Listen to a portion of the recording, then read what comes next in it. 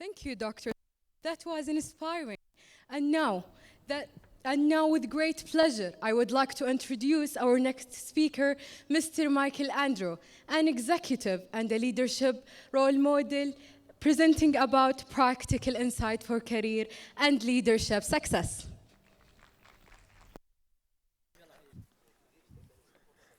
Assalamu alaikum. It's a pleasure to be invited by Prince Sultan University to speak at this event. My name is Mike Andrew, and what I'm going to do today is I'm going to provide 10, I'll call it 10 plus 1, because the 1 at the end is very important. I'm going to provide 10 practical insights or tips that I believe will increase your chances of achieving career and leadership success. We have a young audience. I think it will all be relevant to you.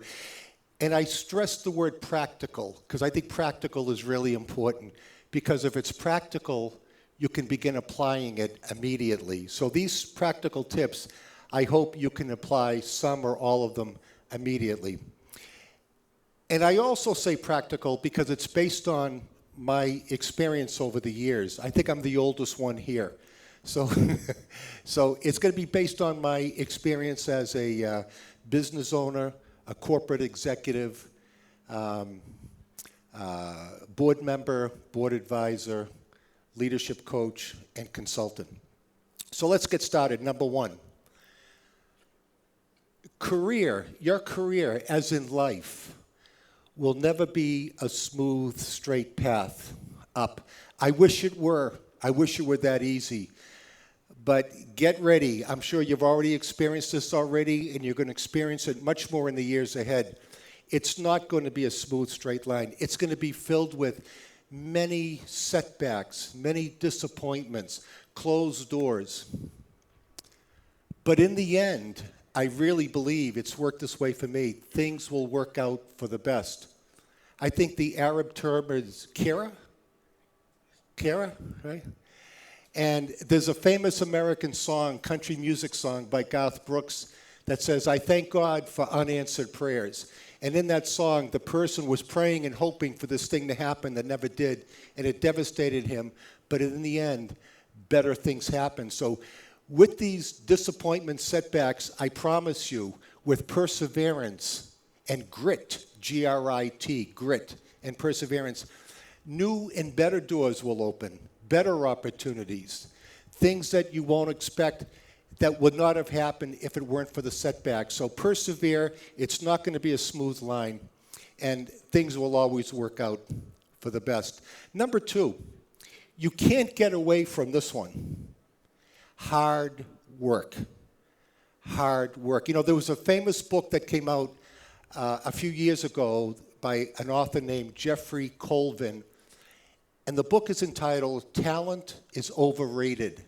Talent is overrated. The premise is talent by itself is not going to get you there. It's talent combined with hard work and commitment and dedication will get you there. The book had some interesting illustrations. You've heard of Mozart, the famous composer, and Tiger Woods, the famous golfer. Mozart just didn't miraculously start playing the piano at 5 years old. His father was a world-class musician, very well known, and his father dedicated his life to teaching Mozart.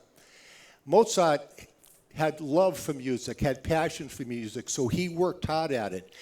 And when you work hard at something you enjoy, it really isn't hard work, but it is hard work.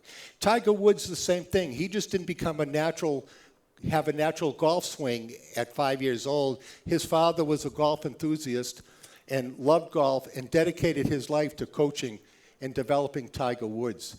Hard work and discipline. There's a saying, if you treat your job as important, it is likely to return the favor. I hope you remember that. If you treat your job as important, it is likely to return the favor. Hard work. You know, how many times have you heard, she's an A student, he's an A student, she made Dean's List? That's great. That's a great accomplishment. but I can almost guarantee they did it from hard work. You don't get straight A's without doing homework. And I think that's the difference between A students and average students, is the A students just simply do their homework. They work hard at it. I did some consulting work. I had a business for 10 years, and I had a client, I'll keep the name private, but it's a very, very well-known, if I say the name, you'll all recognize the name, very well-known management consulting firm around the world. And they recruit from the top schools, they recruit the top students. You could say they're smart, and they are. But what makes them smart is I've never seen a group of people in a company that work as hard as they do. I used to say they outwork their clients.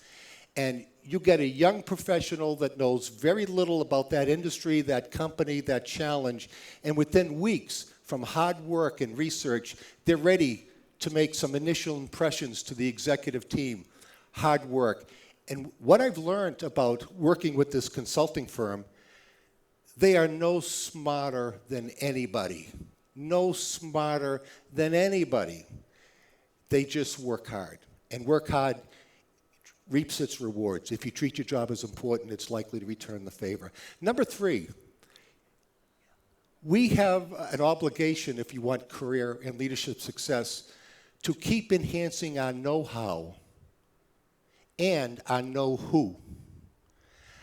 In today's era, the digital era, transformation is all over the place. It's a challenge to keep up with our know-how, but we have to. But just as important, and in many cases more important than know-how, is our know-who, our relationships, our network. And when I look back at all of the leadership programs that we ran, managers and executives, they always valued the know-how, the new and different ways of looking at their business. They appreciated that, but what they consistently really appreciated and valued was the new relationships they met in that program. People that they can call. And in your company, any company, it's good to have that network of people that you can call to discuss things, think things through, help you make a decision, remove barriers, put you in contact with the right person, and so forth. I had a business, I mentioned my business, I had a consulting business for about 10 years. And you know, I tried everything when it came to marketing. I spent a lot of money marketing, and it reaped very limited results. But my biggest successes and my biggest clients came from know-who. People that knew me, that, you know, through this person and that person, that were able to get me in the door so I could make a pitch and hopefully win the business. The know-who, very, very important. As a matter of fact, before I moved to Saudi in 2014, I used to work in the United Arab Emirates for a large company, Etissalat. You probably heard of Etissalat. And they called me one day when I'm back in my home in the Boston area, and they said, Mike, we want to fly you out and talk to you about a job. They were a client, by the way. I worked with them for a few times over those 10 years. They flew me all the way out to Abu Dhabi, picked me up at the airport, put me in a hotel room, picked me up the next morning, and I met with the key people. And they said, we just reorganized, we just restructured, and here's a job here. Would you like this job? Are you interested in this job? And I started laughing. I said, you're kidding me. You flew me all the way out here just to tell me if I'd like this job? You could have done that over the phone. They said, no, we haven't seen you in a while. We want to see how you've been. The relationship, really important. That know-who got me to move out to the Middle East in 2009, which has changed my life dramatically, going back to the first point about the smooth line. Number 4, we all have an unwritten responsibility that they don't teach us in business school, that they don't teach you in leadership programs. Leadership programs, they teach you a lot about managing people, managing teams. But what they don't spend a lot of time teaching you is how to manage up, particularly your number one stakeholder, or arguably your number one stakeholder, your boss. Managing the relationship with your boss. There's a saying, keep your boss's boss off your boss's back. Keep your boss's boss off your boss's back. Your boss needs all the help that he or she can get. They have their pressures, their struggles as well. They need help. They need people to help them keep their boss off their back. I'm amazed at how many people I've seen over the years that just didn't manage that relationship, and it ends up derailing them. It's a simple technique. As you know, during the pandemic, most of us were working at home, working virtually. And you can still manage your boss beautifully in a virtual environment. You know how? This is the practical. On a Sunday morning, send your boss an email. Say, here's the things I'm working on, I'm focusing on this week, I plan on getting done. On Thursday, email your boss back, this is what I did. I mean, that sounds simple, but that's an example of managing the relationship with your boss. I've seen many people not do little things to keep in touch with their boss, to let them know what they're up to. An unwritten responsibility. I'll tell you one story. I'll go back to my Etisalat story. They flew me out, they made me the offer, I took the job, and I began working for the youngest vice president in the company history. The youngest vice president in the company history. And here I am, I'm much older in my career and so forth, and honestly, I got very frustrated. I wanted to do this, I couldn't do it. I wanted to do that, I couldn't do it. They didn't want me to move as fast as I wanted to move. And I got frustrated. And I'm complaining here, complaining there. And I realized after about 2 months, that's not going to get me anywhere. So I switched and changed my mindset. And I met with my boss this one morning. I said, I'm here to help. What can I do to help you? And I just want to work with you. Let's move things forward together. I could see the look on her face, the relief. It changed the relationship. I became much closer working relationship. About 2 to 3 months after that, she called me into her office, handed me a formal piece of paper, and she said, Mike, you're the first person to read this. And I'm reading it, and it's her resignation. She resigned. She wanted to move on to something different in her career. And I was surprised, and we talked about it, and she said, but I'm recommending you to be the vice president.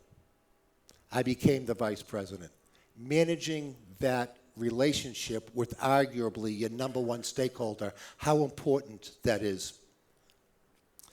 Number 5, this is a guiding principle that's helped me in many, many instances throughout my career. When you're in management or in leadership, treat issues coldly, people warmly. Treat issues coldly, people warmly. In other words, be honest, candid, straightforward, and you can do it in a respectful manner. They're not mutually exclusive. You've heard of Jack Welch, the former chairman and CEO of GE. He wrote a book called Winning, and there's a chapter in that book, I'm going to paraphrase the title of that chapter. He calls it the biggest little secret in business. And the biggest little secret in business, according to Jack Welch, was the lack of honesty, the lack of candor, the inability to have those difficult conversations. I mean, that's the fact of life in business. And if you're in leadership, you're going to have many difficult conversations, knowing how to say no, for example. But the guiding principle for me was always around treating the issue coldly, person warmly. They're not mutually exclusive. Number 6, if you're looking for career and leadership success, always seek feedback. You know what I love about the younger generation today, the fresh graduates today? I've never seen anything like it. They are hungry for feedback. I don't know what's gotten over the younger generation, but they're hungry for feedback. And other than the accumulated years of experience you have, which is obviously the best method of development, the most powerful method of development after that is feedback. There was a well-known book written many years ago called The 1 Minute Manager, and I remember they said feedback is the breakfast of champions. And when I was working with that consulting firm that I was referring to earlier, they had an absolutely incredible feedback culture. They gave feedback on everything. And one day when I began consulting with this firm, I was assigned to observe this person running a meeting. And I'm watching him run a meeting, and at the end of the meeting, I gave him 3 things that I thought he did well, and one area that he could do to be even better. And the partner said, Mike, from now on, reverse that. Give 2 or 3 improvement areas, and if you want one thing they did well. That's what they wanted. And, and giving feedback in that culture was incredibly easy because it was expected. It was the number one method of development. And one day when I was younger, I used to subscribe to all these business periodicals and magazines, and in the mail came my MIT Sloan Management Review. I got it, opened it up, looked at the table of contents, and there it is right there. The name of the firm that I was consulting with, number one method of development, feedback. I said, I got to read this. I read it. It was spot on. Always seek feedback. And when I was that vice president, I used to meet with each of my staff individually, one-on-one, once a quarter to just kind of just reflect back on what's been happening the past few months, what I think is going well, what I think they could do differently moving forward. And at the end, I always gave them an opportunity to give me feedback. I was blown away. I mean, even the positive feedback was things that I wasn't even aware of. And of course, the improvement feedback helped me realize some of my blind spots that I needed to fix and address and change in order to be a more effective leader of the organization. And when receiving feedback, always look at it as a gift. Think about that. Somebody's taking the time to give you feedback on something that you could do differently or better. All you have to do is say, thank you. Thank you very much. You have time to explain things later, but it's a gift, and they've taken the time to give you their feedback. Number 7, simple. Simple but difficult. If I had to pick one skill to really excel at in life, because this skill is a business skill, leadership skill, and life skill, it's the ability to listen well, to really listen well. And we are all experts at knowing when people are listening to us, right? We know when someone's listening. If I'm speaking to one of you one-on-one right now, and you're telling me a story, and I'm finishing my what's up message, you know that I don't have your full attention. So we're experts at knowing. I used to have 2 dogs, and they knew when I was listening to them. But and listening well is about active listening, paraphrasing, making sure you got the essence of what they're talking about. So in other words, what I heard you say, really, is that true? Paraphrasing the content and reflecting back the emotion. I can see why you're upset. You should be very proud. I can see why you're excited about this opportunity. Listening is so key. I'll tell you one listening story. I mentioned before I had a business. I had a consulting practice for about 9-10 years. And one day I got a call from a friend. I'll call him Dr. Bob. And Bob was a doctorate in business from Harvard. He taught at some of the top business schools. He was amazing. I brought him into some of my programs to teach our executives. He was the best case study facilitator I've ever seen. Brilliant. One day, Bob calls me. He says, Mike, I've got this client in the Boston area. I'm with them for the whole week, but I have to leave on Monday night to fly to Arizona because I'm teaching at I have a course I have to teach there, but then I'm going to fly back and I'll be ready Wednesday morning. So I'm going to kick it off Sunday, Monday. I have to miss Tuesday, and I'll do Wednesday, Thursday, Friday. Can you do Tuesday for me? I said, sure, I'll do Tuesday. So we met with the client. They got to meet me, and it turned out that the client didn't want me to just fill in for one day. They wanted me, if you're going to miss one day, you're going to miss the whole week. So it was a little awkward. Bill understood, I understood. So I ended up facilitating the whole week for this client. It seemed to go okay. The next week, the client called me back, and they said, Mike, we want you to take over this program from Dr. Bob. I said, you're kidding me. First of all, I can't do that. Bob's my friend. I just can't come in here and take over his work. And they said, we knew that you would say that. But the fact is, we want to let go of him anyway. And I was puzzled. Why? I mean, there's no one better than Dr. Bob. I'm not even in his league. And they said, no, he's brilliant. He's excellent. But you know what, Mike? You listen. You listen to us. You listen to what we want. You listen to our requirements. Just listening enabled me to take over this client, which was my most lucrative client for the next few years. Listening, the power of listening. Number 8, step up. Step up when no one else will. You know, you'd be amazed at how many opportunities there are to demonstrate your leadership if you step up with an idea and take it forward. Or if there's an initiative and you volunteer to lead that initiative. What a way to distinguish yourself. Step up when no one else will. The opportunities are there if you're looking out for them.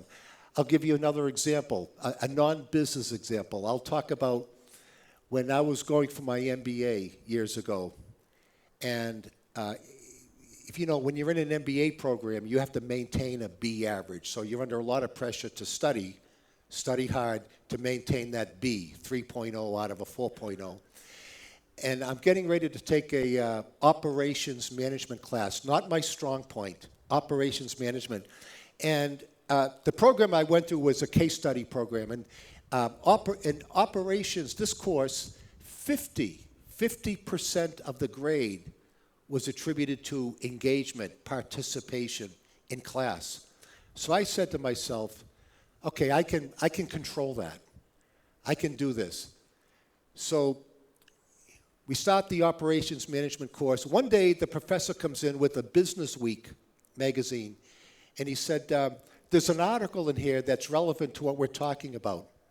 And I'm looking for a volunteer to read the article and give a 5-minute overview next week. Anybody want to volunteer? I'm thinking 50% of the grade is participation. Up went my hand, stepping up. He gave it to me. I did my thing. I gave a 5-minute overview next week. A couple of weeks later, he did the same thing. He came in and said, I have another Business Week magazine with an article that's relevant to what we're talking about. Looking for a volunteer to read the article and give a 5-minute overview to the class next week.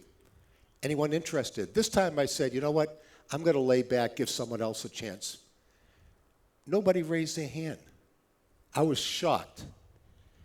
And he said, anybody? Do you know the 50% of your grade is participation? And I looked around, I waited a couple more seconds. No one raised their hand, so I raised my hand. Simple. And I did my thing. I got an A in a class that I probably had no business getting an A in because I stepped up when no one else would. Number 9. This is an interesting one. When you're looking at enhancing your career in leadership. Executive presence. Executive presence. We look at this a lot in our company where I work today. But many companies are looking at this.